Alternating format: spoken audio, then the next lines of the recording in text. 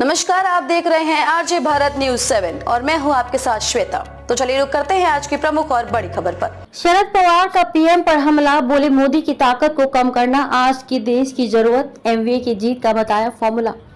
NCP प्रमुख शरद पवार ने कहा है कि प्रधानमंत्री नरेंद्र मोदी की ताकत को कम करना आज देश की जरूरत है। संसद में बीजेपी और एनडीए की एक सीट कम करके ही मोदी की ताकत को कम किया जा सकता है।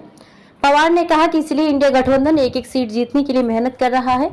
मतदाताओं को भी इसमें अपना योगदान देना चाहिए। पवार ने कहा कि लोगों को परिवर्तन चाहिए, परिवर्तन की ललक ग्राउंड पर दिखाई दे रही है। शरद पवार ने ये बात सोमवार को सतारा में अपनी पार्टी के उम्मीदवार शशिकांत शिंदे का नामांकन भरवाने के बाद कही।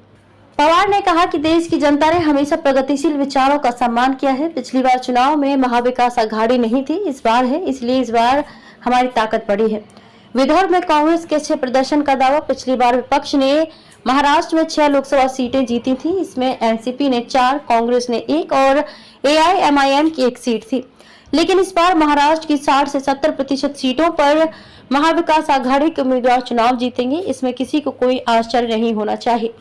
इंडिया आघाड़ी के उम्मीदवारों को समाज के हर तबके का समर्थन मिल रहा है।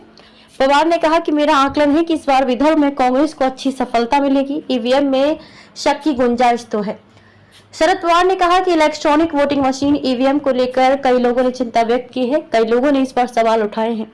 सुप्रीम कोर्ट भी इस पर सुनवाई कर रहा है। ईवीएम को लेकर विशेषज्ञों ने जो सवाल उठाए हैं उससे इसमें शक की गुंजाइश तो दिखती है। मुझसे क्या हिसाब मांगते हो? बीजेपी नेता अपनी चुनाव सभाओं में हमसे पूछ रहे हैं कि मैंने महाराष्ट्र के लिए क्या किया, लेकिन बीजेपी पिछले 10 साल से सत्ता में है, राज्य की सत्ता में भी बीजेपी है, वे अपना हिसाब दें, मुझसे क्या हिसाब मांग रहे हैं। मैंने प्रधानमंत्री मनमोहन सिंह के साथ काम किया है, उस सरकार के दौरान मैंने देश के लिए, महाराष्ट्र के लिए क्या किया, इसका हिसाब मैं दे सकता हूँ। खबरों में अब तक के लिए बस इतना ही। फिर होगी आपसे मुलाकात ऐसी किसी बड़ी और खास खबर के साथ। तब तक के लिए नमस्कार और देखते रहिए आरजे भारत न्यूज 7।